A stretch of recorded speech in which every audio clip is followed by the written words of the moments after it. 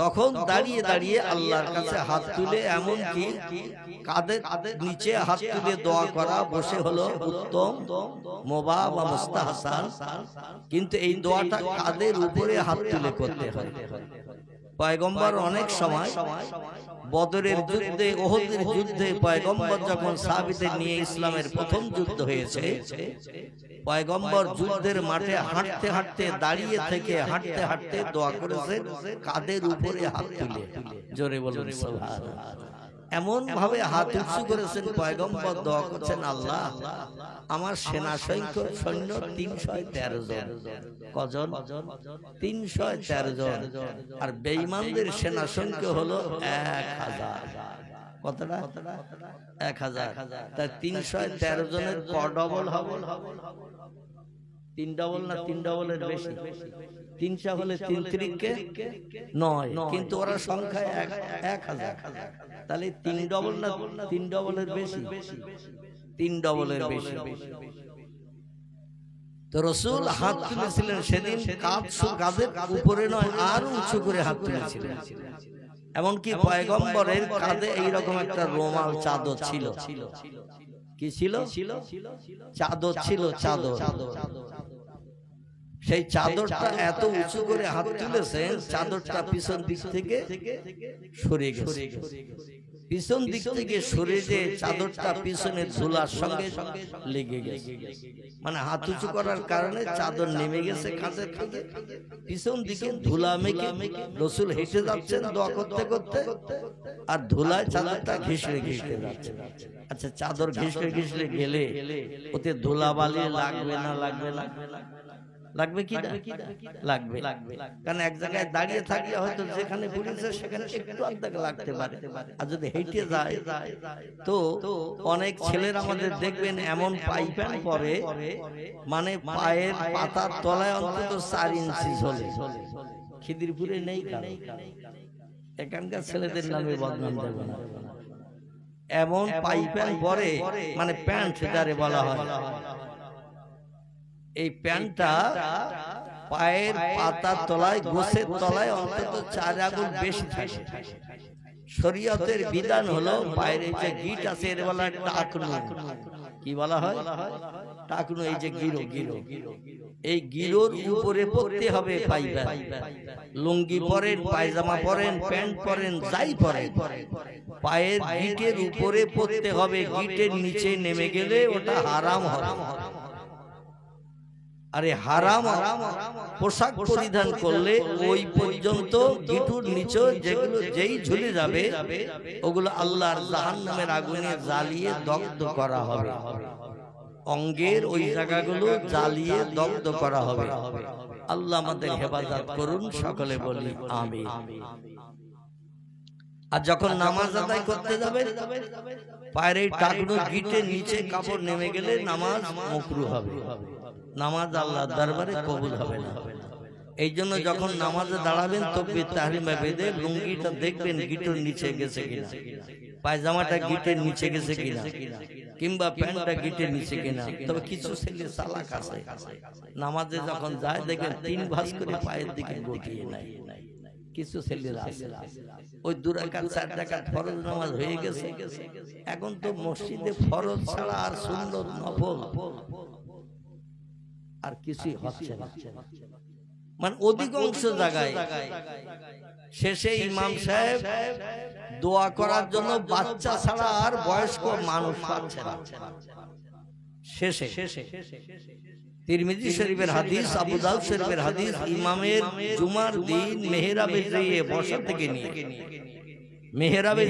বসা থেকে নিয়ে ইমাম যত সময় মেহরাব থেকে উঠে না যাবে তত সময় পর্যন্ত আল্লাহ তার রহমতের দরজা খুলে দিয়ে রাখেন।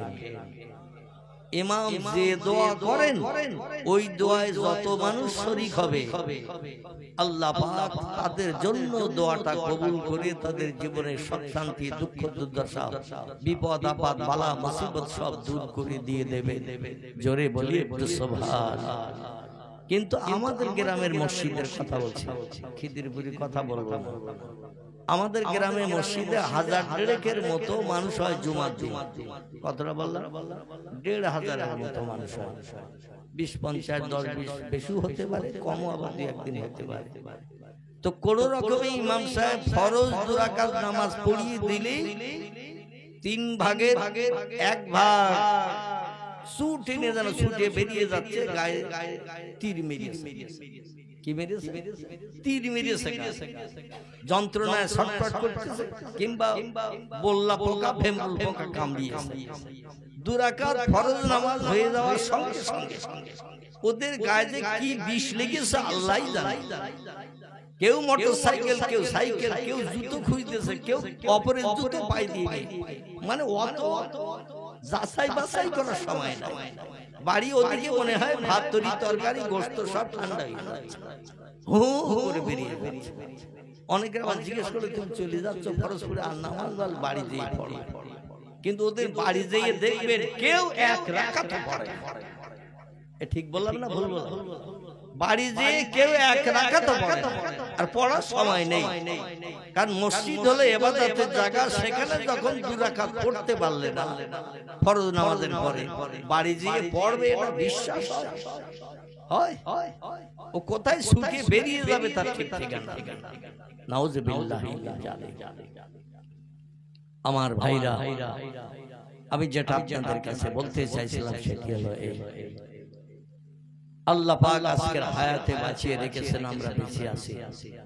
আগামীকাল আমরা সবাই বেঁচে থাকবো, হাত তুলে সার্টিফিকেট দিতে পারবো।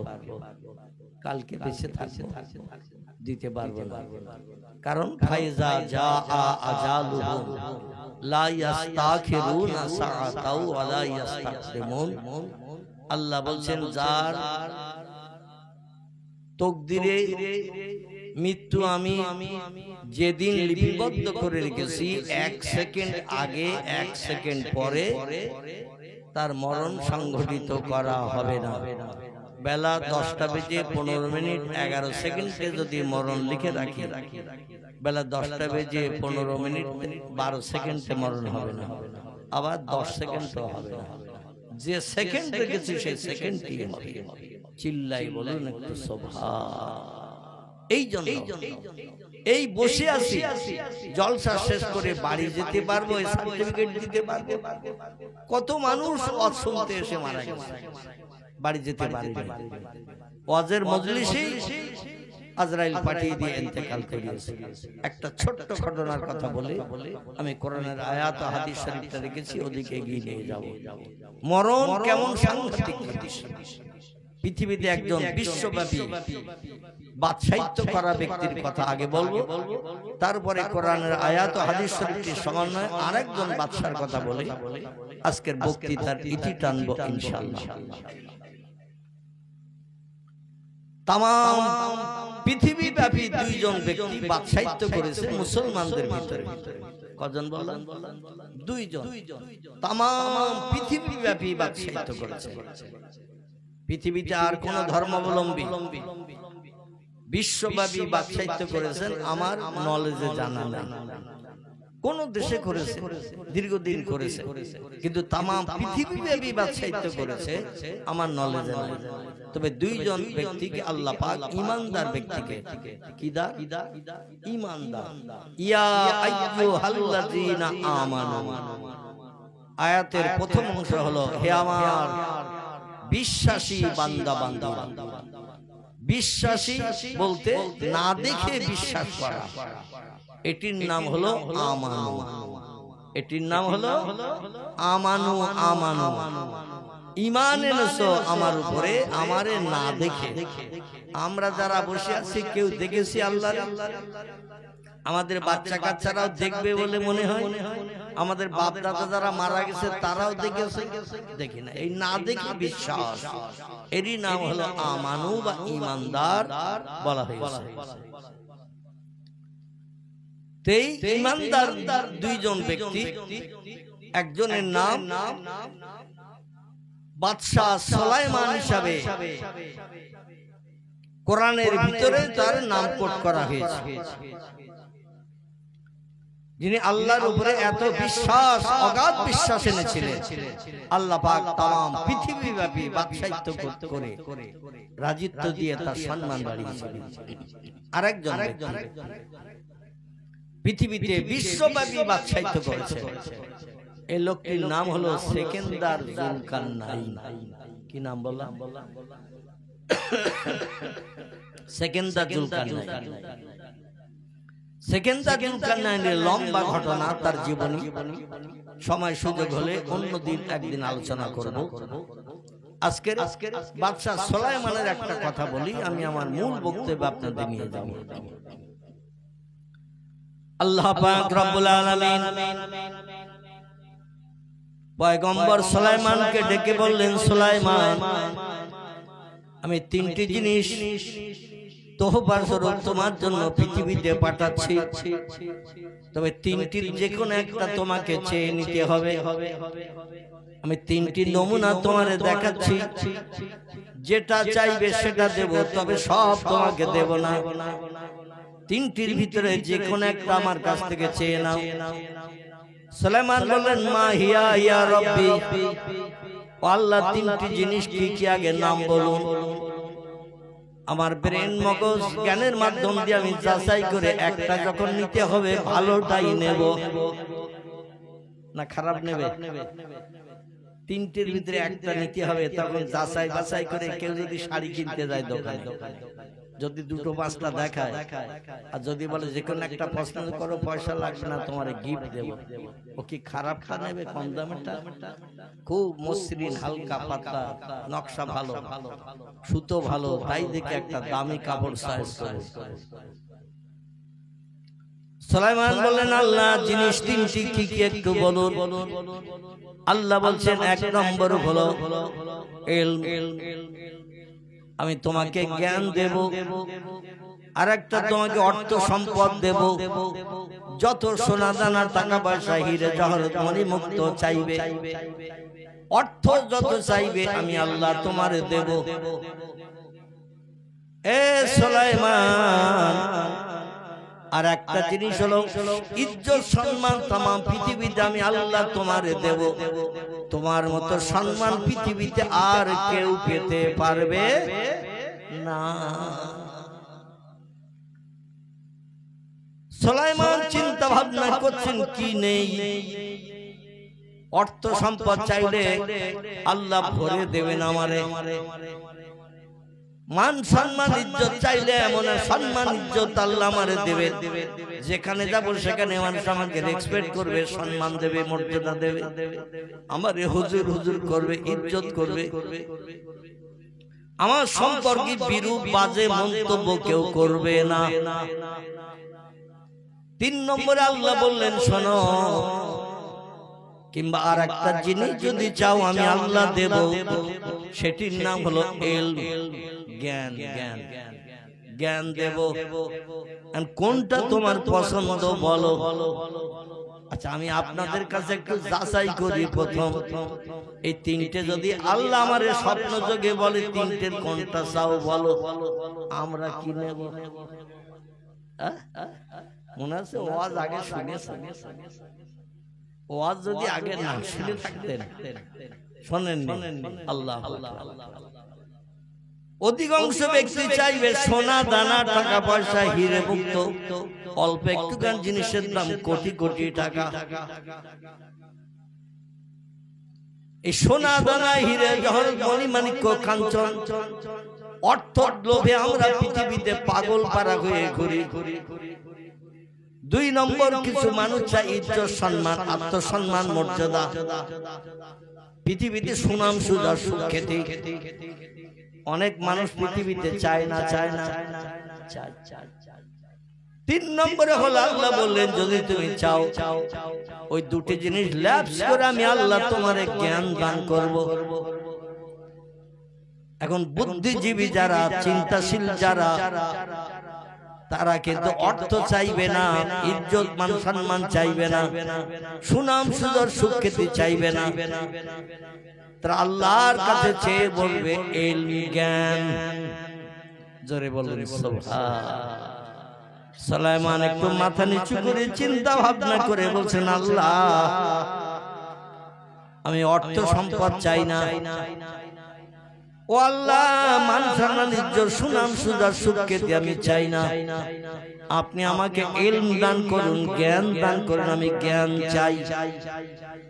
আল্লাহ ডেকে বললেন, সুলাইমান তুমি এমন একটা জিনিস আমার কাছে চেয়েছো, ওই জিনিসের ভিতরে আর দুটো সঙ্গে জড়িত হয়ে আছে। আর একটু জোরে বলুন, এমন একটা জিনিস আমার কাছে তুমি চেয়েছো, তুমি যদি ইলম জ্ঞান তুমি নাও তাহলে ওর সঙ্গে মান সম্মান ইজ্জত জড়িয়ে আছে, সুনাম সুজা সুখ্যাতি জড়িয়ে আছে। একটা উচ্চ শিক্ষিত মানুষকে আমরা সম্মান দেই না, তারে সম্মান দেই, মর্যাদা দেই, তার সম্পর্কে ভালো ভালো সাধুবাদের কথা বলি। পৃথিবীর মানুষ শিক্ষিত ব্যক্তির একটা সুনাম করে। দুই নম্বরে যে লোকটা উচ্চ শিক্ষিত হয়, অর্থ সম্পদ তার পিছনে পিছনে ঘোরে না, ওই লোকটা অর্থের পিছনে ঘোরে। কথা বলে, ভুল হলে আমি আসি আর ঠিক হলে আলহামদুলিল্লাহ। তবে এই টিপটা পানি পড়ছে, পান্ডেলের আওয়াজ শুনতে পাচ্ছেন, এই পান্ডেলের ত্রিপলে পানি পড়ছে শোনা যাচ্ছে, কিন্তু আমি আপনাদের কথা শুনতে পাচ্ছি না কেন? পানি পড়ছে টিপটা, কানে আওয়াজ পাচ্ছি বেশ ভালো, কিন্তু আমি এত জোরে মাইকে হাঁকছি কিন্তু আপনাদের আওয়াজ তো মোটেই পাচ্ছি না। যে লোক ইলম অর্জন করে, জ্ঞান অর্জন করে, শিক্ষা অর্জন করে, এ লোকটা অর্থের পিছনে ঘোরে না, অর্থ তার পিছনে ঘোরে। আলহামদুলিল্লাহ, আলহামদুলিল্লাহ। শিক্ষিত ব্যক্তিরা অর্থের পিছনে ঘোরে না, অর্থ এদের পিছনে ঘোরে। শুধু বলে নাও নাও নাও, জোরে বলুন একটু সুবহান। আমার ভাইরা, এই সুলাইমান পয়গম্বর আপনাদের মতো রাজ দরবারে বসে আল্লাহ দেয়া জ্ঞান পাওয়ার কারণে, কারণ ইলম চেয়ে নিয়েছিলেন তিনি, এই জ্ঞান চেয়ে নেওয়ার কারণে আল্লাহ আসমানি জ্ঞান তারে দান করেছেন। সব থেকে সেরা জ্ঞান আল্লাহ একজন ব্যক্তিকে দিয়েছেন, তিনি কে? আলহামদুলিল্লাহ, আলহামদুলিল্লাহ।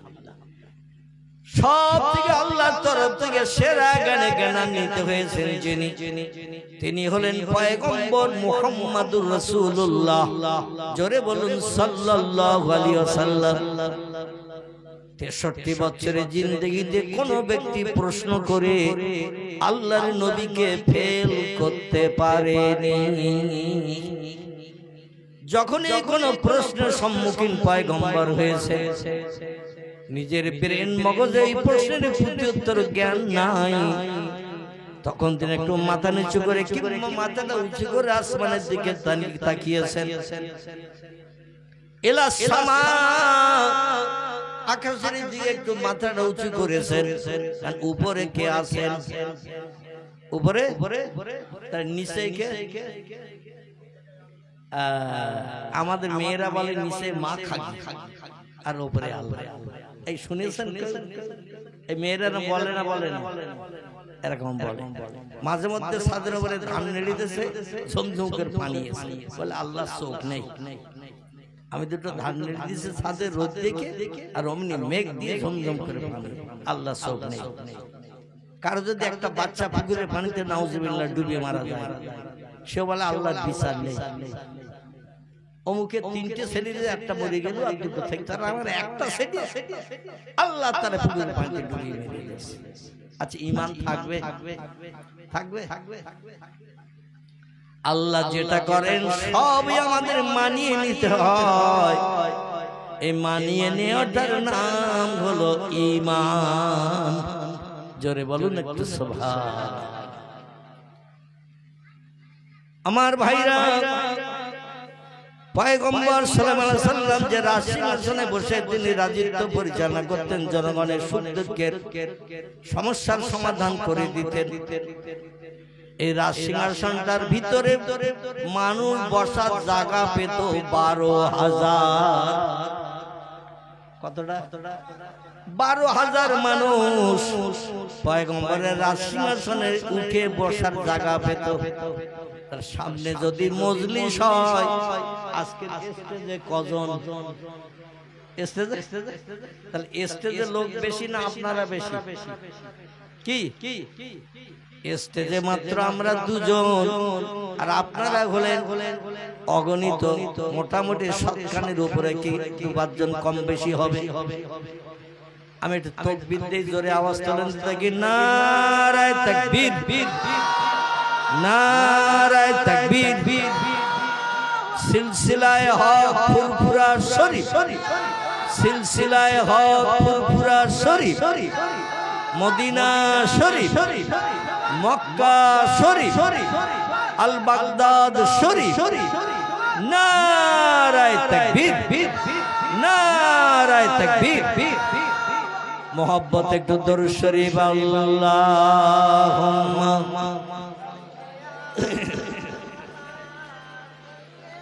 মাওলানা মুহাম্মদ ওয়া আলা আলি সাইয়্যিদিনা। কোথায় আছেন গো প্রাণের নবী, কোথায় আছেন গো প্রাণের নবী, আমাদেরকে ছাড়িয়া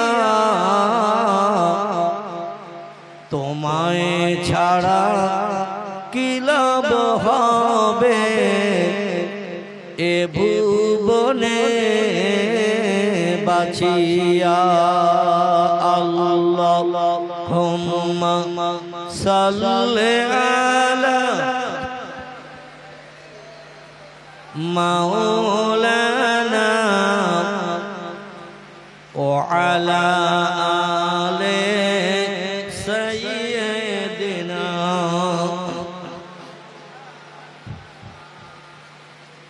অসুবিধা হচ্ছে না তো কারো? যদি কারো গায়ে পানি পড়ে চেয়ারটা আগা পিছে করে নেবে, কারণ ত্রিপলে যেখানে তো ছিদ্র টিদ্র আছে সেখান থেকে পানি পড়তে পারে। যদি কারো গায়ে 2-1 ফোঁটা পানি পড়ে ত্রিপল ভেদ করে চেয়ার আগা পিছা করে নেবেন। যত সময় বসার মতো পরিবেশ থাকবে ইনশাআল্লাহ তত সময় মজলিস চলবে। বসার পরিবেশ যদি আর না হয় তাহলে আমরা আল্লাহর কাছে কামনা করব, দোয়া করব। ঠিক আছে তো নাকি? আমার ভাইরা, পয়গম্বর সুলাইমান নবী রাজসিংহাসনে বসে দেশের জনগণকে সামনে নিয়ে বক্তৃতা করছেন, ওয়াজ করছেন। এমন সময় একজন মানুষ দৌড়িয়ে ছুটে হাঁপাতে হাঁপাতে দৌড়িয়ে দৌড়িয়ে ছুটে এসেছে। এসে মজলিসে বসে না, লোকটা সরাসরি পয়গম্বর সুলাইমান নবীর রাজ সিংহাসন, রাজতত্ত্ব, এই যে স্টেজ বলছিলাম, স্টেজ এসে পয়গম্বরের কাছে লুটিয়ে পড়ে সুলাইমান বক্তব্য রাখছেন। আগের যুগের মানুষ কথা বললে হাওয়ার মাধ্যম দিয়ে 2-1 হাজার, 2-5 হাজার, 10 হাজার, 20 হাজার মানুষের কানেও আওয়াজ পৌঁছে যেত। যেমন আমাদের ফুরফুরার বিশ্বাস আবু বকর সিদ্দিক আল কুরাইশি, যার মতাদর্শের উপর আমরা বসবাস করি বা চলি। দাদা হুজুর কেবলা আজীবন কাল খালি মুখে ওয়াজ করেছেন।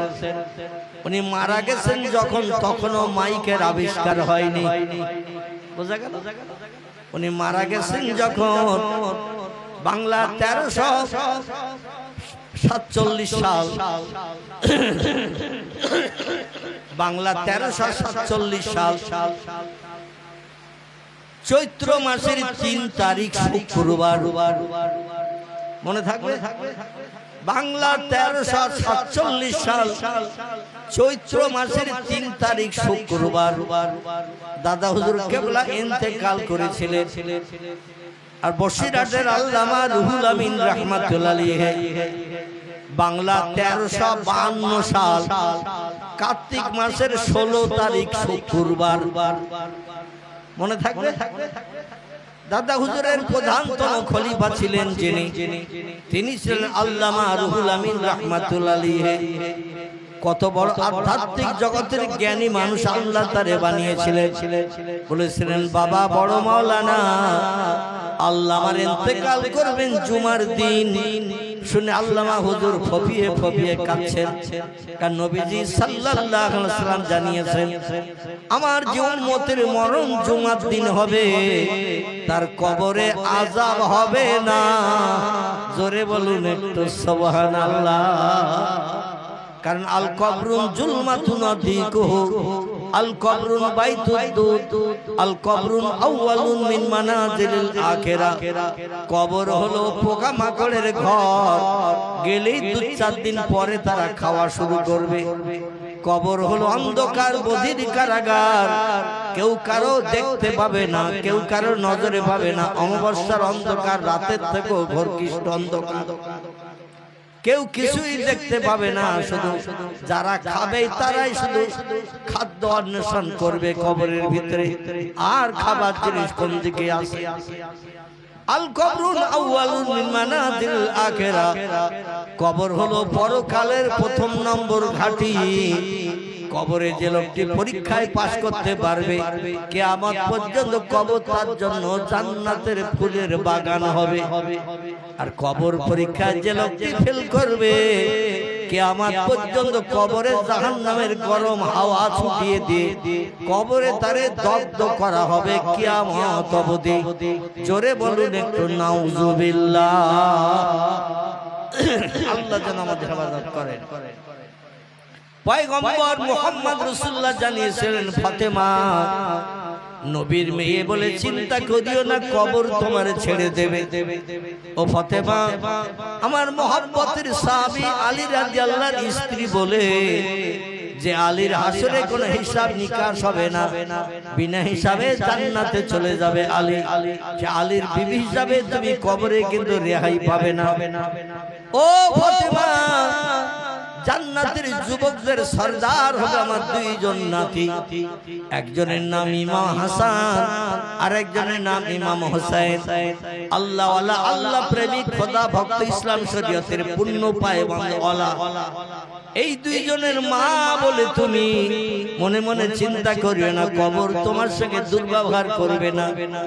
কবর হলো অন্ধকার বধির কারাগার, কে এসেছে কবরে ও চিনবে না, ও কাউরে দেখে চিনতে পারবে না। তুমিও যেমন অন্ধকার কবরে থাকবে, যারা আসবে কবরে তোমার পরীক্ষা নিতে তারাও তোমারে চিনবে না।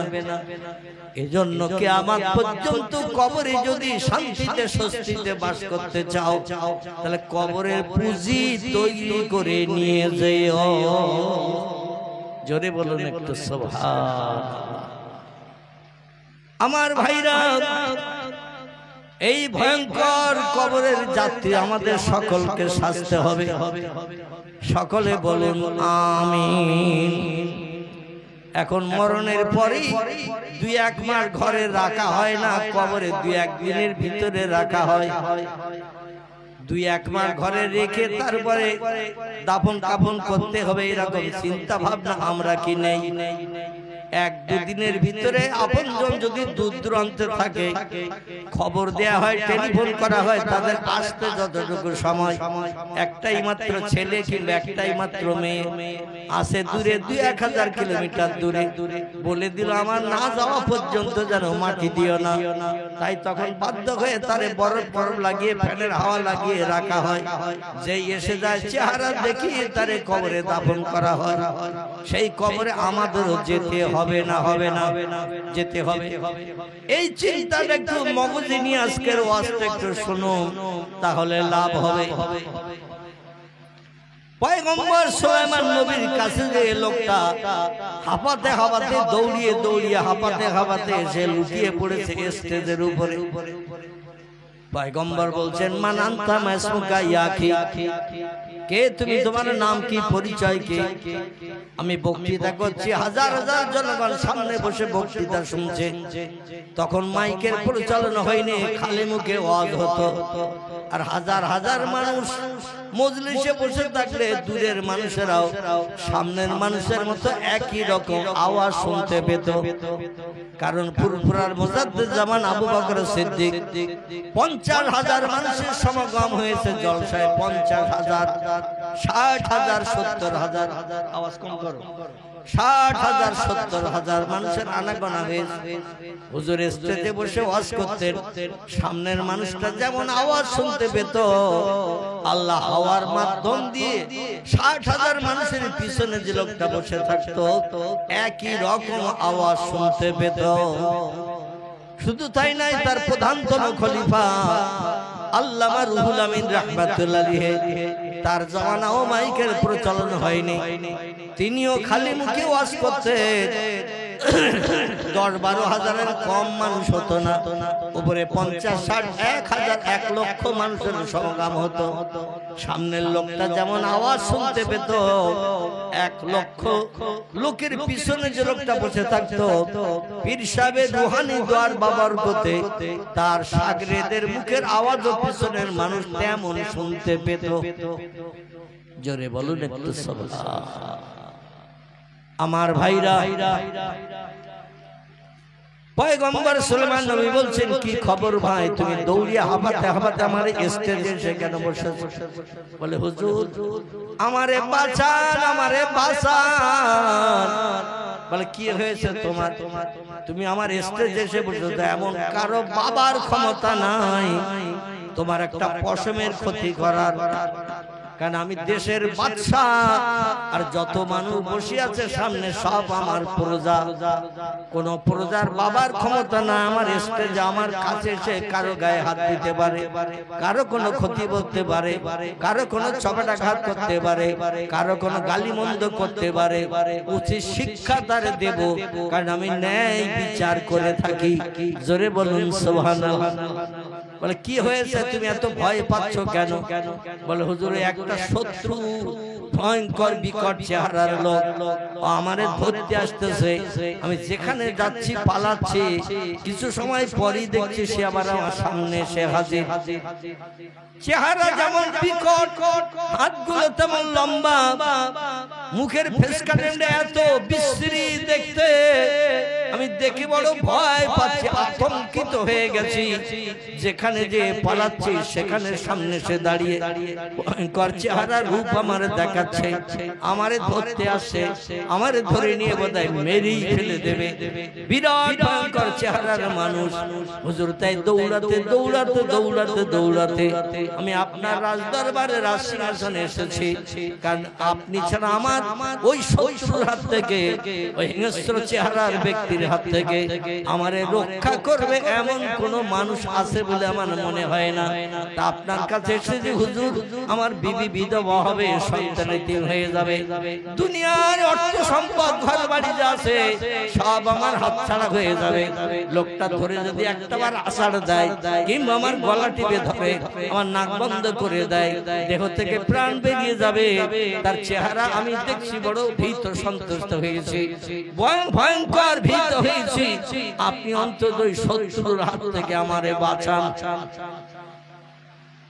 পয়গম্বর সুলাইমান বলছে, কোন দিকে শত্রু? বলে ওই তো আপনার কাছে এসেছে বলে আপনার কাছে আসছে না, আমি আপনার কাছে এসে বসেছি বলে আপনার কাছে আসছে না, তো ওই সামনে দাঁড়িয়ে আছে আর আমার ইশারা করে বলছে ওখান থেকে সরে যা, ওখান থেকে সরে গেলে আমি তোরে ধরবো, প্রাণ নাশ করবো।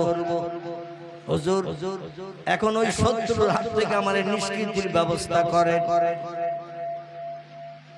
পয়গম্বর সুলাইমান বলছে, বাবা এখনো আছে? বলে নাম হ্যাঁ।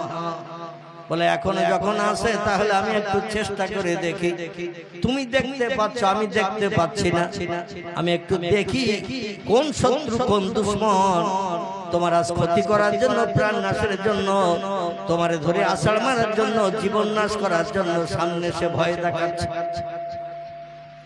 সুলাইমান নবী মাথা নিচু করে একটু টেলিফোন করেছেন আল্লাহর কাছে,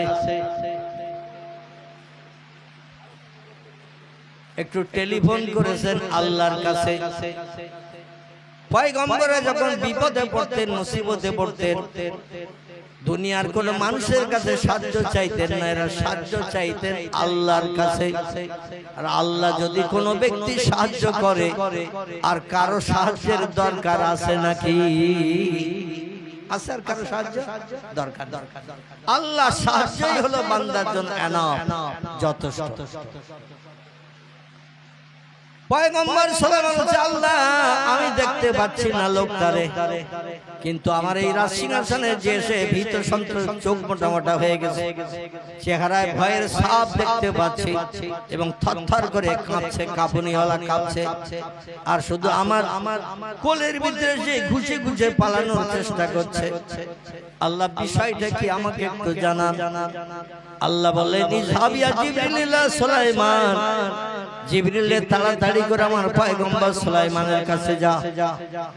জিবরিল ডানা মেলে আসমান থেকে চলে আসলেন পৃথিবীতে। দেশটির নাম হলো মিশর। কি নাম বলো? মিশর। মিশর মিশর আরবি ভাষায় দেশের নাম হলো মিসর। কি নাম? মিসর। বাংলা ভাষা আমরা বলি মিশর। এই মিশরের দেশে ফেরেশতা জিবরিল আমিন এসে হাজির। জিবরিল এসে সালাম করলেন, আসসালামু আলাইকুম ইয়া সুলাইমান ইবনে দাউদ, ও পয়গম্বর দাউদের বেটা সুলাইমান, সালাম গ্রহণ করুন। পয়গম্বর সুলাইমান বলেন ওয়ালাইকুম সালাম। মাহালুকে মাখবারুকে ইয়া আখি জিবরিল, আল্লাহর ফেরেশতা জিবরিল কি খবর নিয়ে এসেছেন বলুন। জিবরিল বলছেন খবর হলো ওই যে লোকটা আপনার কোলের ভিতরে ঘুষে পালাতে যাচ্ছে, আর ভীত সন্ত্রস্ত থরথর করে কাঁপছে, চেহারায় ভয়ের ছাপ দেখছেন, দেহটা ঘেমে জারজার হয়ে গেছে, দৌড়িয়ে দৌড়িয়ে বিভিন্ন জায়গায় লোকটা পলায়ন করেছে।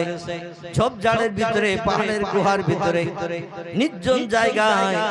কিন্তু যেখানেই পালাক না কেন ওই শত্রু নামক যে লোকটার কথা বলছে, ও লোকটাকে আপনি তো দেখেননি, আর দেখার সুযোগ নাই। আপনার সঙ্গে দেখা ওই লোকটার একদিন হবে যেদিন আপনি দুনিয়ার মোহমায়া পরিত্যাগ করবেন। ওই লোকটা হলো আজরাইল। জোরে বলুন একটু সুবহানাল্লাহ। আপনার এখনো পৃথিবীতে হায়াত আছে, এইজন্য আজরাইলের সঙ্গে আপনার সাক্ষাতের কোনো বালাই নাই। তবে যেদিন পৃথিবীর মোহমায়া পরিত্যাগ করবেন, ওই লোকটার সামনে যেমন এসে দাঁড়াচ্ছে, আপনার সামনে ওই রকম আজরাইল সেদিন দাঁড়াবে। তবে যারা আল্লাহওয়ালা, আল্লাহ প্রেমিক, খোদা ভক্ত, খোদা প্রেমিক হয়, এদের কাছে আজরাইল আসেন ভালো চেহারা নিয়ে। আর যাদের নামাজ নাই, কালাম নাই, রমজানের রোজা নাই, ইসলাম শরীয়ত নাই, মিথ্যা ছাড়া কথা বলে না, গালিগালাজ ছাড়া কারোর সঙ্গে কোনো আলাপ করে না, অমুকের বাচ্চা শোন, তমুকের ছেলে শোন, মানে কথা বলে তো গালিগালাজ, আর কথা বলে তো মিথ্যা। এই রকম শরীয়তের খেলাফমূলক কাজ যার জীবনে সরাসরি চলছে, এ লোকটার কাছে আজরাইল ভালো চেহারা নিয়ে আসবে বলে মনে হয়? ওই রকম ভয়ঙ্কর চেহারা নিয়ে আসবে। আপনার প্রাণটা দেহের ভিতরে বিভিন্ন জায়গায় পালানোর চেষ্টা করবে। একবার মাথায় যাবে, একবার হাতে যাবে, একবার বুকের ভিতরে, পাঁজরের ভিতরে, এখানে সেখানে আমাদের প্রাণ পাখি রূহ, এই রূহটা পালানোর চেষ্টা করবে। তিরমিজি শরীফের হাদিস, পয়গম্বর মুহাম্মদ রাসূলুল্লাহ বলছেন, যেখানে পালাবে সেখানে আজরাইল হাত উঁচু করে দেখাবে। আজরাইলের হাতে একটা চুম্বকের কানেকশন আছে। কিসের কানেকশন? আচ্ছা, চুম্বক কে কে দেখেছেন? একটু হাত তুলে দেখি। চুম্বক, আলহামদুলিল্লাহ। তাহলে আমি চুম্বক এই জন্য দেখেছেন, হাত তুলতে বললাম যাতে আমার বক্তব্যটা তাড়াতাড়ি বুঝতে পারে। আচ্ছা, চুম্বকের পাশে লোহা ধরলে মনে হয় গায়ে গায়ে লাগে না? লাগে। আচ্ছা, চুম্বকের পাশে 1 টাকা 2 টাকার কয়েন যদি ধরেন তো লাগে না মনে হয় নাকি? কাট করে ধরে নাই। মানে চুম্বকের কানেকশন, পয়সা ধরলে, লোহা ধরলে, একটা ব্লেড যদি ধরেন, সুচ ধরেন, সুচ সেলাই করি, ও ধরলে সঙ্গে সঙ্গে কাট করে টেনে নেয় না? টেনে নেয়। আজরাইলের হাতে ওই রকম একটা চুম্বকের কানেকশন আছে। ও যেই হাত উঁচু করে আর প্রাণ তখন পালানোর চেষ্টা করে, আমার যে ধরতে এসেছে এখনই যে আমার কানেকশনে টেনে নেবে, ও দেহের বিভিন্ন জায়গায় পালানোর জন্য চেষ্টা ছত্র চালায়। যেখানে পালায় সেখানে দেখে ওই তো সেই হাত আসতে। তখন পালাতে পালাতে বাম পায়ের কড়ি আঙুল কিংবা বুড়ি আঙুল, দুটি তথ্য এসেছে। বাম পায়ের কড়ি আঙুল কিংবা বুড়ো আঙুল, মোটা আঙুল আর একটা ছোট আঙুল, এই আঙুলের মাথায় যে হাজির হবে, মানে একেবারে অঙ্গ প্রত্যঙ্গ ঘুরিয়ে ঘুরিয়ে পায়ের আঙুলের মাথায় যে হাজির হবে। আর ওইখানে যে হাজির হবে আজরাইল তখন হাতটা দেখিয়ে দেবে প্রাণের কাছে, সঙ্গে সঙ্গে চুম্বকের কানেকশনের মতো ওই পায়ের আঙুলের মাথা থেকে প্রাণটা বার করে নিয়ে দেহটারে অচল করে দেবে। জোরে বলুন সুবহানাল্লাহ। আমার ভাইরা, জিবরিল আমিন বলছেন ওই লোকটার প্রাণ নাশের জন্য আজরাইল সামনে এসে তাড়া দিচ্ছে, ওরে তাড়া দিচ্ছে, ভয়ঙ্কর চেহারা নিয়ে তাড়া দিচ্ছে। নবী সুলাইমান আলাইহিস সালাম বললেন তাড়া দেওয়ার কারণ কি? বলে আল্লাহ পাকের কোরআন বলেছেন লা ইস্তাখিরুনা সাআতা ওয়া লা ইস্তাকদিমুন। আল্লাহ পাক 1 সেকেন্ড আগে 1 সেকেন্ড পরে কারো প্রাণ নাশ করবেন না। আবার যেখানকার মাটি দিয়ে তার দেহ গঠন করা হয়েছে, যেখানকার মাটি দিয়ে মানুষের দেহ বানানো হয়েছে, ওইখানে তার কবর হবে। জোরে বলুন একটু সুবহানাল্লাহ।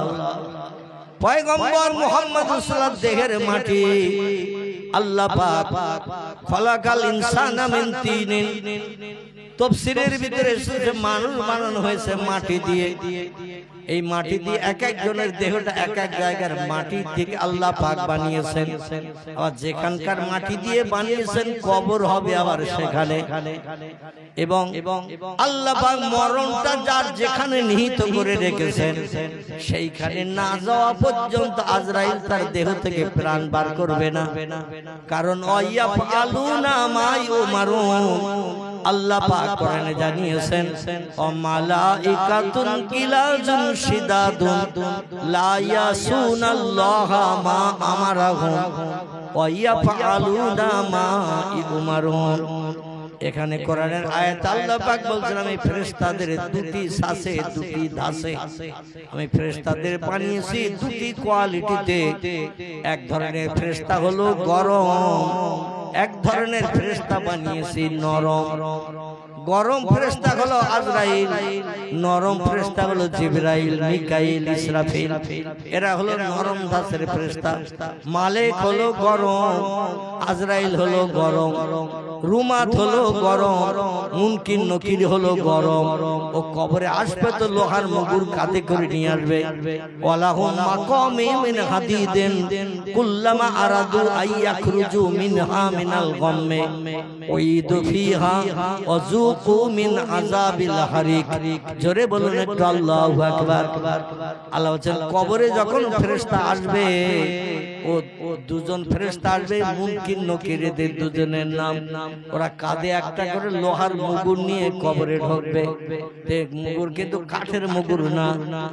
হাদিদ শব্দের বাংলা অর্থ হলো লোহা। লোহা মাকামে মিন হাদিদেন, লোহার বানানো মুগুর কাঁধে করে নিয়ে আসবে। প্রশ্ন করবে তিনটি, উত্তর সঠিক দিলে মুগুরের ঘা খেতে হবে না। আর প্রশ্নের উত্তর যদি দিতে না পারি ও মুগুরের ঘা মারবে মাথায় কবরে বসিয়ে। কবরে শোয়া অবস্থায় কবরে দাফন হয়, ওই লাশ জিন্দা করে কবরে বসানো হয়। বসিয়ে প্রশ্ন করবে মান রব্বুকা, উত্তর যদি সঠিক হয় আলহামদুলিল্লাহ, আর উত্তর যদি সঠিক না হয় ওই মুগুর কাঁধের থেকে এবার নিয়ে দুই হাত দিয়ে ধরে গুড়ুম করে নারী হোক বা পুরুষ হোক মাথায় মেরে দিয়ে দেবে। আর মাথায় মেরে দেওয়ার কারণে 70 গজ মাটির তলায় ঢুকে যাবে। কগজ হাতে কহা 140। আচ্ছা 140 হাত কোনো কিছু নিয়ে যদি আপনি জমিনে যদি চেপিয়ে পুঁততে যান শক্ত মাটিতে, ও কতটা যাবে? যাবে না। নরম কাদা টাদা হলে কিছুটা অন্তত যাবে, কিন্তু কবরের তলার মাটি শক্ত থাকে না নরম থাকে? দেখবেন মাটি অ্যাডজাস্ট হয়ে শক্ত থাকে। এই পুকুরের পানির নিচে যে মাটি থাকে ওটা হলো কাদা মাটি, নরম পাক, এটা নরম। তার তলায় কাদা সরিয়ে দেবেন, দেখবেন শক্ত মাটি। কি থাকে না? থাকে না? পাকের তলায় শক্ত মাটি। এখানে কিন্তু জারি জুরি খাটবে না, ওখানে কোদাল দিয়ে কপিয়ে মাটি কাটতে হবে। আর এমন মুগুর মারবে কবরে বসা অবস্থায় 70 গজ মাটি খুঁড়িয়ে তলায় চলে যেতে হবে। ফেরেশতা বলবেন প্রথম ঘা দিলাম, তোমার কাজ কিন্তু এখনো শেষ হয়নি। কান ধরে আবার টেনে তোলা, ওঠ, এখন আর দুটো প্রশ্ন বাকি। অমান নবী কোন নেতার নেতৃত্ব পৃথিবীতে মেনে সারা জীবন চলেছ বলো? রামকৃষ্ণ পরমহংসদেব, বুদ্ধদেব, গুরু নানক, মহাবীর, আচার্য কেশবচন্দ্র, মোজেস, যিশু, সক্রেটিস, বালক ব্রহ্মচারী, বাবা রামদেব? কোন নেতা তোমার কাছে প্রিয় পছন্দনীয় ছিল? না সিনেমার অভিনেতা অভিনেত্রী, নায়ক নায়িকা? না তোমার বন্ধু তোমার কাছে প্রিয় ছিল? একসঙ্গে খেতে, একসঙ্গে বেড়াতে, একসঙ্গে চাকরি করতে, একসঙ্গে অফিসে সামনাসামনি টেবিলে বসে গল্প করতে তোমার মনের মানুষ কে ছিল? না তোমার স্ত্রী ছিল, না মা ছিল, না বাপ ছিল, ভাই ছিল, বোন ছিল? কে তোমার প্রিয় লোক ছিল বলো? সেদিন যদি মার নাম বলি, বাপের নাম বলি, ভাইয়ের নাম বলি, স্ত্রীর নাম বলি, সাদের একটা মেয়ে ছিল, মেয়ের নাম বলি, কিংবা বন্ধুর নাম বলি, রেহাই হবে? কি হবে? রেহাই হবে না। সেদিন নাম বলতে হবে মুহাম্মাদুন নবিয়্যু। জোরে বলুন একটু সুবহান। কি বলতে হবে? মুহাম্মাদুন নবিয়্যু, আমার প্রিয় নেতা, চলার বলার, আমার কাজকর্ম করার সবকিছুর বিধান দাতা মালিক ছিলেন মুহাম্মাদুর রাসূলুল্লাহ। এই কথাটা বললেই 2 নম্বরের ঘা থেকে নিষ্কৃতি পাওয়া যাবে। আর যদি অন্য কোনো নাম বেরিয়ে যায়, কাদের থেকে মুগুর নিয়ে আবার গুলন করে মারা হবে। এইভাবে 3টে প্রশ্ন হবে। 3টে প্রশ্নের উত্তর অধিকাংশ মানুষ দিতে পারবে না। কবরে যাওয়ার পরও শয়তান সেখানে ধোঁকা দেবে। কবরে যাওয়ার পরও শয়তান সেখানে ধোঁকা দেবে। এই জন্য পাক্কা ঈমানদার ছাড়া শয়তানের ধোঁকা থেকে বাঁচা খুব মুশকিল হবে। জোরে বলুন একটু আমিন। এই জন্য একটু পাক্কা ঈমানদার হতে হবে। তা আল্লাহ বলে আমার শক্তি ক্ষমতা সব শক্তির ঊর্ধ্বে, এটা না দেখে বিশ্বাস করো, তাহলে তোমরা হবে পাক্কা মুমিন। জোরে বলুন একটু সুবহানাল্লাহ। পয়গম্বর সুলাইমান শুনলেন জিবরিল আমিনের কাছে, বলে লোকটার মরণ হবে চীন দেশের অমুক জায়গায়, ওইখানে তার মরণ আল্লাহ তকদিরে লিখে রেখে দিয়েছে। ও আছে আপনার মিশরের দেশে। মিশর থেকে চীন কাছাকাছি না দূরে? মিশর থেকে চীন অনেক অনেক অনেক হচ্ছে চীন দেশের অমুক জায়গায় ওই লোকটার মরণ আল্লাহ তকদিরে লিখে রেখে দিয়েছে। আর লোকটা বাস করছে মিশরে। মরণের সময় খুব বেশি নেই। দেহ থেকে প্রাণ নাশ করে দেহটা অচল করার সময় আর খুব বেশি নেই। তাই আজরাইল আলাইহিস সালাম ওর কাছে আসছে, কিন্তু প্রাণ বার করে নিচ্ছে না। কারণ এখন 1-1 মিনিট কিন্তু 5 মিনিট বাকি আছে। তাই ওর সামনে এসে ভয় দেখাচ্ছে যাতে ও মরণের জায়গায় যেয়ে পালায়। যেখানে মরণ হবে চীন দেশে, ওই মিশর থেকে চীন দেশে যেন যায়। সেখানে না গেলে আজরাইল প্রাণ নাশ করবে না। কারণ এক জায়গায় মরণ লেখা আর এক জায়গায় প্রাণ নাশ করলে আজরাইলের কৈফিয়ত দিতে হবে। জোরে বলুন সুবহানাল্লাহ। ওর মরণ তকদিরে লেখা আছে চীন দেশের অমুক জায়গায়, তুমি মিশরে মেরেছ কেন? এই কৈফিয়ত দিতে হবে। এই জন্য ফেরেশতারা আল্লাহর হুকুম ছাড়া কাজ করে না। তাই ও ভয় দেখাচ্ছে বিকট চেহারা নিয়ে, লোকটা যাতে তাড়াতাড়ি চীন দেশে চলে যায়। তাহলে আসে লোকটা মিশর আর চীন দেশে যাবে। বলে ওই লোকটা আপনার কাছে বলছেন যে আমারে রক্ষা করে শত্রুর হাত থেকে, যেখানে যাচ্ছি যেখানে পালাচ্ছি আমারে সামনে দিয়ে ভয় দেখাচ্ছে। আমি ভীত সন্ত্রস্ত হয়ে হয়তো হার্ট অ্যাটাক করে আড়ষ্ট হয়ে মারা যাবো। তো সুলাইমান নবী বলছেন তোমারে কোথায় কোন জায়গায় রেখে আসলে তুমি ওই শত্রুর হাত থেকে বাঁচতে পারবে বলে মনে হয়? বলছে হুজুর ওই মিশরের দেশে আমি যেখানে পালাচ্ছি সেখানে তো যাচ্ছে পাহাড়ের গুহায় ঝোপঝাড় জঙ্গলে, এই জন্য আমারে উড়িয়ে নিয়ে একটু চীন দেশে নিয়ে যান।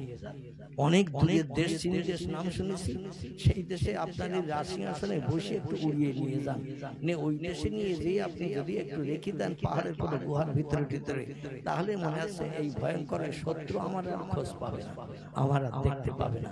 আর সুলাইমান নবীর রাজসিংহাসন এরোপ্লেনের মতো উড়িয়ে বেড়াতো না, বেড়াতো না, এরোপ্লেনের মতো উড়ে বেড়াতো। 12,000 যাত্রী নিয়ে প্লেন উড়ে চলে যেত, বিনা তেলে, বিনা কলে, বিনা ড্রাইভারে। কয়েকদিন আগে একটা প্লেন অ্যাক্সিডেন্ট হয়েছে না, মারা গেছে না সব, একজন বোধহয় বেঁচে আছে। যাই হোক, আল্লাহর কি কুদরতি মহিমা, একজন বেঁচে আছে, তার থেকে তথ্য দিচ্ছে আমাদের ভারতের প্রধানমন্ত্রী, রাষ্ট্রপতি, এটা ওটা অনুষ্ঠান। যাই হোক, 200 কতজন যাত্রী ছিল, 70, 75, 80 জনের মতো, সব প্রাণনাশ করেছে। যাই হোক, আগুন ধরে দিয়ে সব পুড়িয়ে ছারখার হয়ে গেছে। তো আমি যেটা বলতে চাই সেটা, পৃথিবীর মানুষ মেশিন দিয়ে, কলকাবজা দিয়ে, মেশিন দিয়ে বানায় এরোপ্লেন, মাঝে মাঝে অ্যাক্সিডেন্ট হয়, মাঝে মাঝে যাত্রীদের প্রাণনাশ হয়, ড্রাইভারের প্রাণনাশ হয়, স্বেচ্ছাসেবক সেবিকা যারা থাকে সকলের প্রাণনাশ হয়, কেউ বাঁচে না। আচ্ছা, সুলাইমান নবীর রাজসিংহাসনে একটা মানুষ মারা গেছে এমন কোন তথ্য আছে কেতাবে? একটা মানুষ মারা গেছে কোন তথ্য কেতাবে না। কারণ নিশ্চিন্তে হাওয়ারে ডেকে বলতেন, হাওয়া আমার রাজসিংহাসনে উড়িয়ে নিয়ে যায়। হাওয়া পর্যন্ত আল্লাহ তারে বশ করে দিয়ে দিয়েছিল। তো এই হাওয়া তারে উড়িয়ে নিয়ে চলে যেত 12,000 যাত্রী সময়। তাহলে এই প্লেনটা একটু ছোট প্লেন বলে মনে হয়? আপনাদের নেকো খাসদোয়ার বাবার কথা আল্লাহ পাক 3টে বছর প্লেনে ওঠা আমার বন্ধ ছিল। এই 2025-এর কার্তিক মাসের 2 তারিখ থেকে আমি প্রথম প্রোগ্রাম শুরু করেছি। তারপরে গত চৈত্র মাস রমজানের শেষে আর বৈশাখের বোধহয় সম্ভবত 12-13 তারিখের মধ্যে কয়েকবার আসামও গেছি, কয়েকবার ত্রিপুরাও গেছি প্রোগ্রাম করতে। এবছর এমনকি বাংলাদেশেও গিয়েছিলাম বৈশাখের 20 তারিখে, ফিরেছি 25 তারিখে। 4 দিনের মতো বাংলাদেশ প্রোগ্রামও করে এসেছি। তো যেটা আমি বলতে চাচ্ছি সেটা ওই 180, 85, 190 জন করে যাত্রী ধরে সচরাচর স্বাভাবিক পেলে 180, 85, 90, মানে 3টে করে সিট, 2টো লাইন, মাঝখানে একটা পথ। যে প্লেন গুলো 2টো করে সিট, মাঝখানে একটা পথ, ওতে খুব বেশি যাত্রী ধরে না। কিন্তু 3টে করে সিট আছে, 2 ধারে 2টো লাইন, মাঝখানে একটা পথ, এতে 180, 85, 90 পর্যন্ত ধরে। আবার এমন বড় বড় প্লেন আছে, যেমন যে প্লেন আমি হজ পাঠিয়ে গিয়েছিলাম 2002 সালে, সেই প্লেনে ছিল 3টে লাইনের সিট, আর এক এক লাইনে 3টে করে সিট, 3টে লাইন, মাঝখানে 2টো পথ। তো এ মাথা থেকে ও মাথা নজরে দেখা যাচ্ছে না, এত লম্বা। যাই হোক, 700, 750 মতো যাত্রী এক একটা প্লেনে নিয়ে গেছে। প্লেনটার নাম লেখা ছিল আগ্রা। কি নাম বললাম? আগ্রা। আগ্রা আমাদের উত্তরপ্রদেশ আছে না, আগ্রা তাজমহল, ওই আগ্রার নাম লেখা ছিল। তো 700-800 যাত্রী ধরবে একটা প্লেনে, এ মাথা থেকে ও মাথা দেখতে পাওয়া যায় না। আর যার রাজসিংহাসনে বসে 12,000 লোক যায়, তাহলে ওটা কেমন আকারের হবে মোটামুটি একটা আইডিয়া করলে বুঝতে পারবে। ওই রাজসিংহাসনে বসে হাওয়ারে ডাক দিল, হাওয়া এই লোকটা সব শত্রুর হাত থেকে নিষ্কৃতি পাবে, যাতে প্রাণনাশ করতে না পারে, ক্ষতি করতে না পারে। এই জন্য হাওয়া তুমি উড়িয়ে নিয়ে চলো, আমার রাজসিংহাসনে লোকটা নিয়ে চীন দেশে চলো। হাওয়া যেই বলেছেন, হাওয়ার সঙ্গে সঙ্গে পয়গম্বর সুলাইমান সমেত লোকটারে নিয়ে উড়িয়ে নিয়ে চলে যাচ্ছে। এক মুহূর্তের ভিতরে মিশর থেকে চীন দেশে যাওয়ার পর জমিনে উপর দিয়ে যখন যাচ্ছে, পাহাড় টপকে টপকে যাচ্ছে, বহু পাহাড় পর্বত ঝোপঝাড় জঙ্গল টপকে যাওয়ার পরে লোকটার মনে মনে ইচ্ছা হলো, বহু দূর দেশে যে বহু পাহাড় হাজার হাজার টপকিয়েছি, নদী নালা সাগর পাড়ি পাড়ি দিয়েছি, নিশ্চয় নিশ্চয় শত্রু এখানে আর আসতে পারবে না। বলে হুজুর আপনি এখানে আপনার পেলেন নামান, রাজসিংহাসন নামান, এইখানে কোন একটা সেফটি জায়গায় ভালো জায়গায় আমার আশ্রয়ের সুযোগ করে দিন, যাতে ওখানে আমি অন্তত আশ্রয় নেই শত্রুর হাত থেকে নিষ্কৃতির জন্য। সুলাইমান বললেন যেখানে তোমার পছন্দ সেখানটায় বলো, আমি সেখানে তোমারে দিয়ে দেব। লোকটা একটা পাহাড়ের গুহার ভিতরে খাদগর্ত গুহার ভিতরে থেকে বললো এই জায়গাটা আমারে রেখে দেন, নিশ্চয় শত্রু এখানে আমার আর খুঁজে পাবে না। যেই পাহাড়ের গুহার ভিতরে লোকটারে দিয়ে সুলাইমান নবী রাজসিংহাসন উড়িয়ে নিয়ে আবার মিশরে চলে এসেছেন দেশের প্রজাদের সুখ দুঃখের ভাগিদার বনার জন্য। আর যেই পাহাড়ের গুহার ভিতরে ঢুকিয়ে দিয়েছেন, আজরাইল সঙ্গে সঙ্গে গুহার মুখে হাজির। আজরাইল সঙ্গে সঙ্গে গুহার মুখে হাজির। আজরাইলের মুখে এখন আর ভয়ঙ্কর চেহারা নাই, ভয়ার্থ কোনো চেহারা নাই।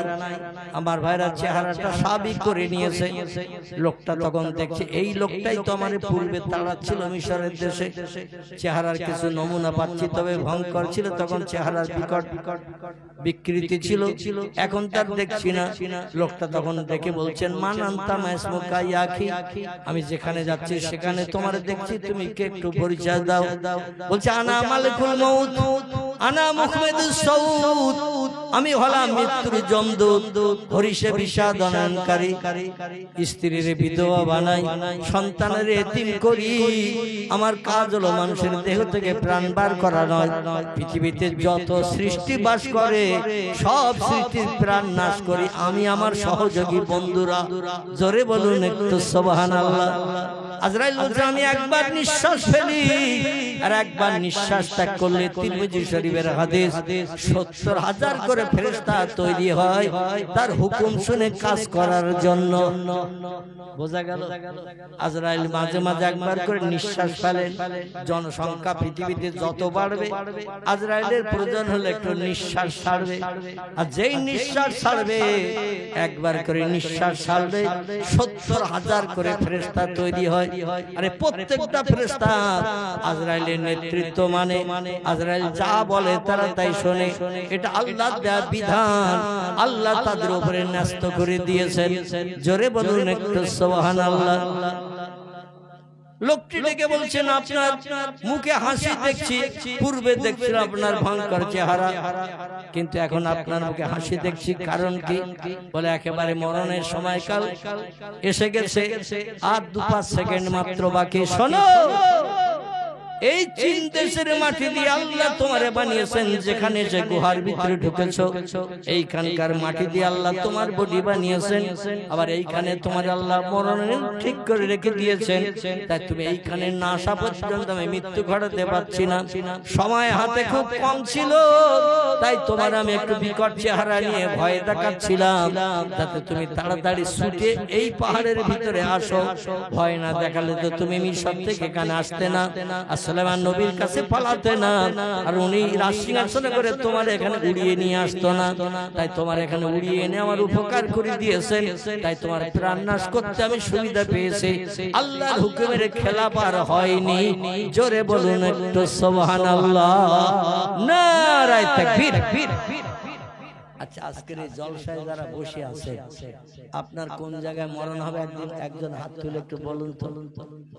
রাস্তায় হবে না ঘরের খাটে হবে না হসপিটালের বেডে হবে না জামার বাড়ি হবে না শ্বশুর বাড়ি হবে না মাঠে ভুঁই রুইতে হয়? বাসপুরেও মাঝে মাঝে মরে না এই মাঠে কাজ করতে গিয়ে? এই তো ঘোজাডাঙ্গা বর্ডার, নাম শুনেছেন তো? ঘোজাডাঙ্গা বর্ডার, ওই বর্ডার থেকে একটুখানি ডান পাশে আবু বকর লোকটার নাম।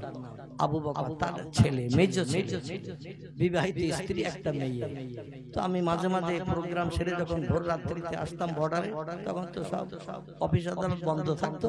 তো আমাদের আত্মীয় হয়, মানে আমার বোনের ননদ হয়, আমার একটা বোনের ননদ হয়। ওদের বাড়িতে মাঝে মাঝে হল করতাম, সকালবেলা একটু টিফিন করে বর্ডার খুললে বর্ডার পাস করে চলে আসতাম। তো যাওয়ার সঙ্গে সঙ্গে তার মা যেমন কাছে, আবু বকর বলে লোকটা মাস্টারি করে, সেও তেমন কাছে। আমি বলি কি হয়েছে ভাই? তো বলছে আমার ছেলে মাঠে ভুঁড়ি ছিল, তাই ওখানে গিয়েছিল দেখতে। আর বজ্রাপাত হবি না হবি, আমার ছেলের উপরে হয়েছে, যারা ভুঁড়ি ছিল তাদের কারো কিছু হয়নি। জোরে বলুন সুবহানাল্লাহ। তো আমার সেই ছেলেটা মারা গেছে, তার স্ত্রী বিধবা হয়েছে, একটা বাচ্চা মেয়ে রয়েছে, খুব দুশ্চিন্তায় পড়েছে, হুজুর দোয়া করবেন, আমি কি করি। তো যাই হোক, মানে কাজ করতেছে তারা, তাদের ঘরে পড়েনি, যে ছেলেটা আলী বসে রয়েছে কাজ দেখতেছে, তারই ঘরে বজ্জারা পাতে গেছে। আসলে ওর মরণটা আল্লাহ রেখেছেন ওই জমির আলীর উপরে বর্ষার সময়, পানি মাথায়। কোন ব্যক্তি বাড়ি থেকে ভালো খেয়ে দিয়ে বেরিয়ে গেল, রাস্তায় গাড়ি চাপা পড়ে অ্যাক্সিডেন্টে মারা যায় না। কোন ব্যক্তি রোগ হয়েছে দীর্ঘ 6 মাস 8 মাস 11 মাস বাড়িতে অসুস্থ, বলছে আপনজন আত্মীয়স্বজন বলতে একটু বলো ডাক্তার দেখাও, হসপিটালে ভর্তি করো। তো বাড়ি থেকে নিয়ে হসপিটালে ভর্তি করেছে, 2 দিন মাথায় 3 দিনের দিন দেখা যাচ্ছে হসপিটাল বেডে মারা গেছে। আবার কাউকে দেখবেন হসপিটাল থেকে ট্রান্সফার করেছে, রেফারেন্স করেছে, আরজি করে নিয়ে যাও, আরজি করে যেতে যেতে রাস্তায় অ্যাম্বুলেন্সের ভেতরে মরে। ঠিক হয় হয় না? আল্লাহ যেখানে মরণ নিহিত রেখেছেন, মরণ সেখানে হবে। এই জন্য আমরা এই খবরটা জানি না। আচ্ছা, যদি কেউ জানতাম আম গাছের ডাল ভেঙে তলায় পড়ে মারা যাব, জীবনে আম গাছে ওঠা দূরে থাক, আম তলা দিয়েও কি যেতাম। বাড়ির সামনে বড় আমড়া গাছ আছে, বিলাতি আমড়া, যে আমরা টক না, মোটা মোটা আমড়া হয়েছে। বাড়ির মেয়েরা বলছে বাড়িতে নারকেল আছে, আমড়া পারো, আমড়া দিয়ে ভালো করে নারকেলের দুধ দিয়ে খাটা করব। এখন গাছটা অনেক উঁচু গাছ, বাড়িতে তেমন লোগালোগি টোগি নাই, তো বলে এক কাজ করি তাহলে অন্তত পায় নারকেল গাছ ছোটা মতো দড়ি দিয়ে আমড়া গাছের উপরে উঠে বড় বড় মোটা মোটা পাকা পাকা ধরে না আমরা। এখন ডালের মাথার দিকে আমরা ঝুলতেছে থলি থলি, একটা ডাল ধরেছে আর একটা ডাল দিয়ে একটু আমরা থলির দিকে এগিয়ে গেছে। আমরা ডাল শক্ত না হালকা হালকা, পায়ের ডালটা ভেঙে গেছে, মাথাটা ধরা ছিল এক হাতে, সঙ্গে সঙ্গে ওটাও ভেঙে তলায় পড়েছে।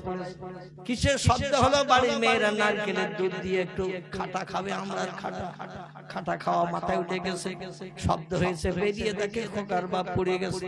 বলে তাড়াতাড়ি অন্তত যাদের 4 চাকা গাড়ি আছে ডাক, তাড়াতাড়ি হসপিটাল নিয়ে চল। গাড়িতে তুলতে তুলতে দেখা গেল লাশ ফেটে গালমুখ দিয়ে রক্ত বারে হতে হতে বাড়িতেই মারা গেছে। আমার ভাইরা, কারো মরণ যদি আল্লাহ পানিতে রাখে, পানিতে আপনি হাজার চেষ্টা করলেও তাকে আটকে রাখতে পারবেন না। জামার বাড়ি নদীর ওপারে, নৌকা যোগে নদী পার হতে হয়, ব্রিজ টিরিজ নাই, নৌকায় করে নদী পার হতে যাচ্ছে, নৌকা ডুবি হয়ে গেছে, সবাই সাঁতরিয়ে ডাঙে উঠেছে, ওই লোকটা কিন্তু সাঁতার দিয়ে উঠতে পারে নাই। এমন ঘটনা ঘটে না। আল্লাহ পাক কিছু জিনিস নিজের হাতে রেখে দিয়েছে, এটা বান্দারে দেন নাই। কিছু জিনিস আল্লাহ বান্দারে দেন নাই, তাও বান্দারা আল্লাহরে নেয় না। আর আল্লাহ যদি সব জিনিস বান্দারে দিত, আল্লাহরে অনেক আগে মানুষ আল্লাহরে নিত না। ঠিক না ভুল? কবে কিয়ামত হবে, দুনিয়া ধ্বংস হবে কবে, এটা আমরা কেউ বলতে পারবো? পশ্চিম দিকে কবে সূর্যোদয় হবে, ডগমগ করে ঠেলে উঠবে, আমরা কেউ বলতে পারবো? মায়ের পেটে যে বাচ্চা আছে, ডাক্তারি পরীক্ষা এখন ছেড়ে কিনে মাঝে মাঝে তথ্য দেয়, কিন্তু এই তথ্যটা কিছুটা সত্য হয়, আবার কিছু মিথ্যাও হয়।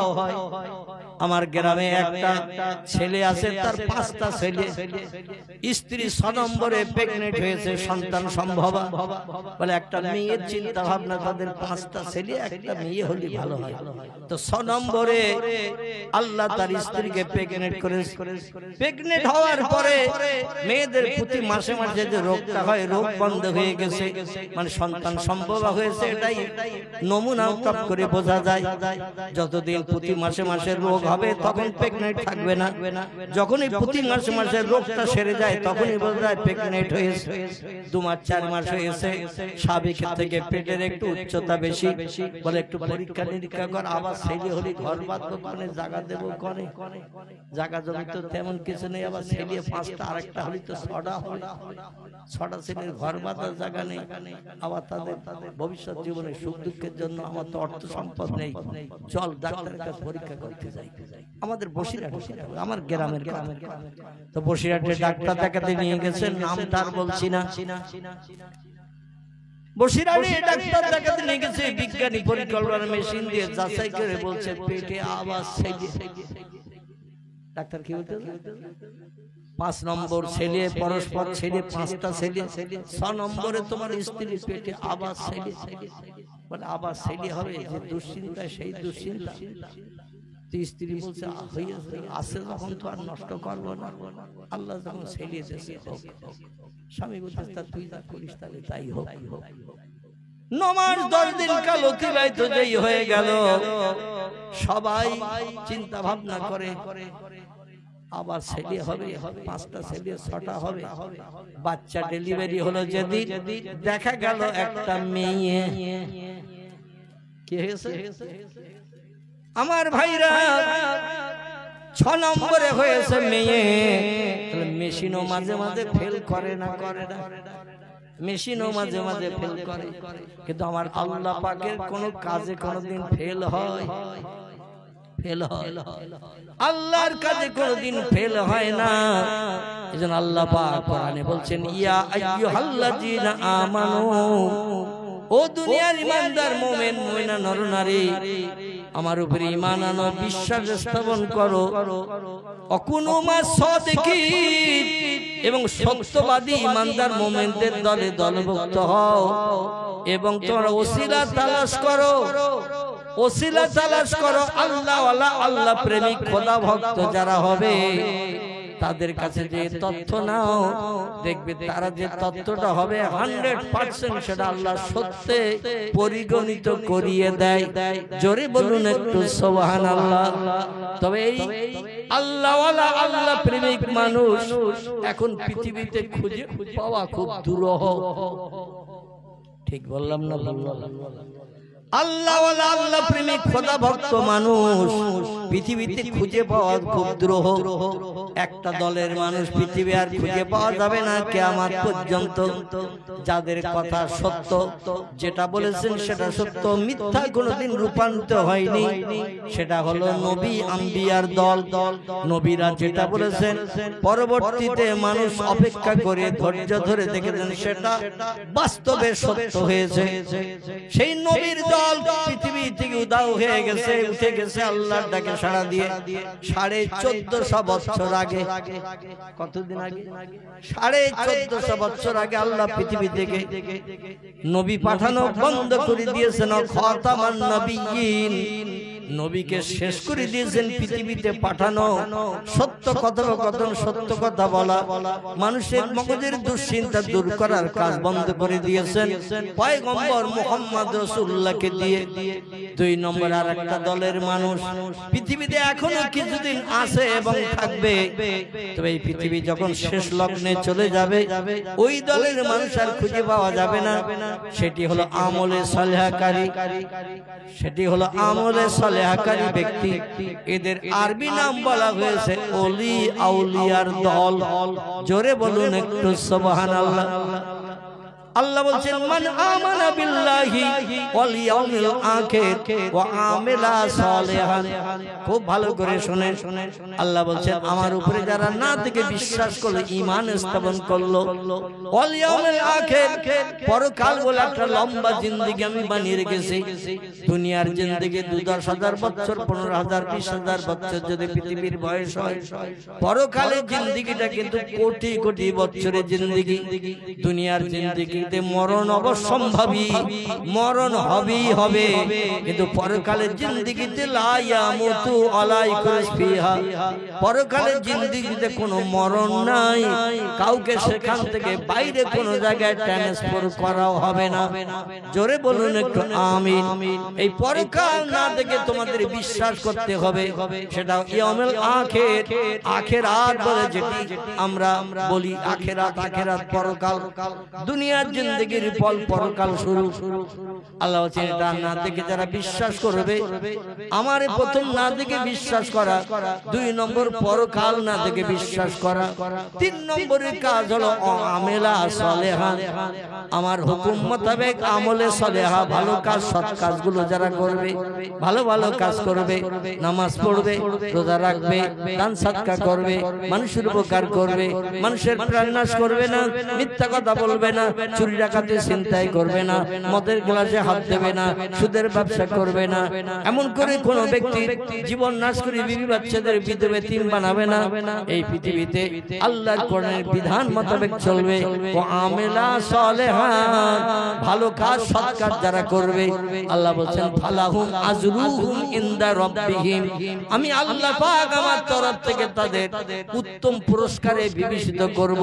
ফালা খাউফুন আলাইহিম, দুনিয়া ও পরকালে তাদের কোনো ভয় নাই, চিন্তা নাই। ওয়ালা হুম ইয়াহজানুন, এমনকি রাতের গভীরে বালিশে মাথা দিয়ে শুয়ে চিন্তা ভাবনা ভবিষ্যতের জন্য করতে হবে না। সব সমস্যার সমাধান আমি আল্লাহ আমার নিজের হাতে রেখেছি। জোরে বলুন একটু আমিন। তাহলে আমরা বুঝতে পারলাম আমলে সালেহ আমাদের করতে হবে। মুয়াজ্জিন প্রতিদিন মসজিদে আযান দিলে কি করতে হবে? আযান দিলে নামাজ আদায় করতে হবে। রমজান মাস আসলে শুরু থেকে শেষ পর্যন্ত সারাদিন দাঁতে দড়ি দিয়ে কোন জিনিস দাঁতে কাটলে হবে না, সন্ধ্যা পর্যন্ত অনাহারা থাকতে হবে। সকাল সন্ধ্যা সময় পেলে আল্লাহর পাক কালাম কোরআন মজিদ একটু তেলাওয়াত করতে হবে। আল্লাহর পাক কালাম কোরআন তেলাওয়াত করতে হবে। ওয়াজাক্কির ফাইন্না যিকরা তানফাউল মুমিনিন। আর যখন তুমি কোন জায়গায় নির্জন জায়গায় থাকবে, নিঃসুবাতায় থাকবে, আমি আল্লাহ আমার নামের জপ জিকিরের স্মরণ, সুবহানাল্লাহ, আলহামদুলিল্লাহ, লা ইলাহা ইল্লাল্লাহ জিকির একটু বেশি বেশি করে করো। কারণ ওয়াজকুরুল্লাহ কাসীরাল লাআল্লাকুম তুফলিহুন, আমার নামের জিকির, আমার নামের স্মরণ যারা পৃথিবীতে বেশি বেশি করে করবে, আমি আল্লাহ তাদের সব পরীক্ষায় সাকসেসফুল করিয়ে কোটি কোটি বছরের জন্য আমার জান্নাত তাদের জন্য হালাল বানিয়ে দেব। জোরে বলুন আমিন। তাহলে আজকের আমার বক্তৃতার মূল উদ্দেশ্য হলো আজকের আসি কালকে থাকবে না। আজরাইল কখন আসবে, চাবি মোড়া দেবে, চম্বুকের কানেকশনে দেহ থেকে প্রাণ বার করে নেবে, আমরা সে দিন জানি না। কবে মরণ হবে, কোন দিন হবে, কি মাসের কত তারিখ, কি বার, সেটাও জানি না। এই জন্য যখন তখন আজরাইল আসতে পারে না। 2000 টাকার নোট 100 করে বান্ডেল করে 10টা যদি আজরাইলের সামনে আসলে ধরা হয়, ও 2000 টাকার নোট 100 করে 10টা বান্ডেল দিলে রেখে দিয়ে চলে যাবে তো নাকি?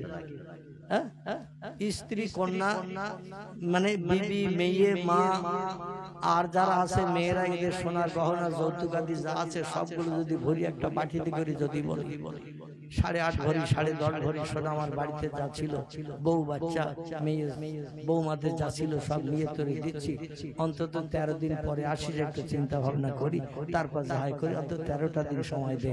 ও সময় দিয়ে সোনা দানাগুলো নিয়ে যাবে তো নাকি? আচ্ছা, এই সোনা দানা ওদের কোনো লাভ আছে? আচ্ছা, ফেরেশতারা খায় তো ফেরেশতারা খায় না, ওরা পানি পান করে, ওরা পানিও পান করে না। আচ্ছা, ওরা কি বাজার ঘাট করে, ওরা কি রান্না বান্না করে, ওরা কি চাষবাস করে? ওদের কোনো কাজ নাই। ফেরেশতাদের কাজ হলো আল্লাহর নামের জপ জিকির 24 ঘন্টা দৈনন্দিন করা। যতদিন বেঁচে আছে, আগামীতে যতদিন থাকবে ততদিন শুধু ওদের কাজ হলো আল্লাহর নামের জপ জিকির করা। বিনা প্রয়োজনে, বিনা চাহিদা মেটানোর জন্য ওরা আল্লাহর নামে জপ জিকির করে না। আল্লাহ ওদের নূর দিয়ে বানিয়েছেন, সেই জন্য ওদের কাজ হলো 24 ঘন্টা দৈনন্দিন আল্লাহর নামের জপ জিকির করা। পৃথিবীতে দুটি দলের মানুষ ফেরেশতাদের মতো আল্লাহর নামের জপ জিকির করেছেন। একটা হলো নবী আম্বিয়া দল, পৃথিবীতে আর কোনো নবী আম্বিয়া নাই। একটা হলো ওলিয়া উলিয়ার দল, এখনো আগামীতে কিছুদিন থাকবে, যতদিন মানুষ সত্য কথা বলবে, যতদিন মানুষ আল্লাহর উপরে বিশ্বাস স্থাপন করবে, আল্লাহ শক্তি সাহায্যকে মানুষ যতদিন পর্যন্ত হৃদয়ে দৃঢ় প্রতিজ্ঞাবদ্ধ বিশ্বাস করবে যে আল্লাহ শক্তির উপরে, ক্ষমতার উপরে আর কোনো ক্ষমতা নাই, আল্লাহ আমার জন্য যেটা করেন সেটাই যথেষ্ট, এই মনোভাবটা মানুষ যতদিন মনের ভিতরে রাখবে ততদিন ওলি আউলিয়া পৃথিবীতে থাকবে। তবে ইবলিস শয়তানের দলের মানুষ এখন দৈনন্দিন লক্ষ লক্ষ মানুষ পৃথিবীতে ইবলিস শয়তানের দলের মানুষ নতুন নতুন আবির্ভাব হচ্ছে, নতুন নতুন তৈরি হচ্ছে। বিজ্ঞানী পরিকল্পনা যন্ত্র মেশিন এত বেশি বেশি বিজ্ঞানীরা বানাচ্ছে, সামনে এমন একটা দিন আসছে মানুষ আর আল্লাহ বলে মানতে চাইবে না। যা দরকার হবে মেশিন করে দেবে, যা দরকার হবে বিজ্ঞান সেটা করে দেবে। আল্লাহর সাহায্যের প্রয়োজন মানুষের লাগবে না। আর বিজ্ঞান যখন তখন এনি টাইম সুইচ টিপলে কাজ হয়ে যাবে। তখন বলে আল্লাহ নাই, যা চাচ্ছি তো বিজ্ঞান দিচ্ছে, আর যা চাচ্ছি বিজ্ঞান দিচ্ছে, বিজ্ঞানের যন্ত্রপাতি মেশিনের মাধ্যম দিয়ে পাচ্ছি যখন, তাহলে আল্লাহর ইবাদত করে কি লাভ? মসজিদের দিয়ে কি লাভ? রমজান রমজানের কি লাভ? এমন একটা দিন আসবে সামনে মানুষ আর মসজিদ বুকে হবে না, ইবাদত আর করবে না, আল্লাহর নামে জপ জিকির করবে না, রাস্তাঘাটে চলবে। হোসট যদি খেয়ে নখ উঠে যায় তো বাপ গো মারো মা গো বিজ্ঞান দর্শন করে ডাকবে, ও আল্লাহর নাম আর জবান উচ্চারণ করবে না। সেদিন সামনে আগমন করছে হাজির। আর এই সামনে আগমন হওয়ার আগে আল্লাহ যেন আমাদের ঈমানি হালাতে পৃথিবী থেকে বিদায় করিয়ে কবরে যাত্রীদের সঙ্গে আমাদের সকলকে একই যাত্রী বানান। সকলে বলুন আমিন, জোরে বলুন আমিন। সকলে উঠে দাঁড়িয়ে যান, নবীজির দরবারে একটু প্রাণ ঢালা সালাম আমরা মহব্বতের সঙ্গে পাঠ করি। ইয়া নবী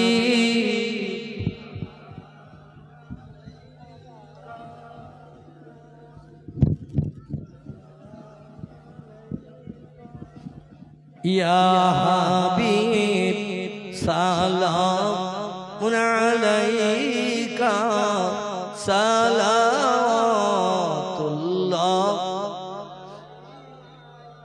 बागे इब्राहिम के गुलहिन मालाए जिसके बुलबुल आप जाते तवक्कुल सलावतुल्लाह अलैका या नबी सलाम अलैका या रसूल सलाम अलैका या हबीब सलाम सलावतुल्लाह। जिब्राइल आवाज तुलिल আসমানের দরওয়াজা খোলো গো, এসেছেন নবীদের সরদার, হবে যে খোদা দিদার। ইয়া নবী সালাম ইয়া রাসূল সালাম আলাইকা ইয়া সালাম আলাইকা সালাতুল্লাহ। তলাআল বদরু আলাইনা মিন সানিয়াতিল বিদাই ওয়াজাবা শুকরু আলাইনা মা দাআ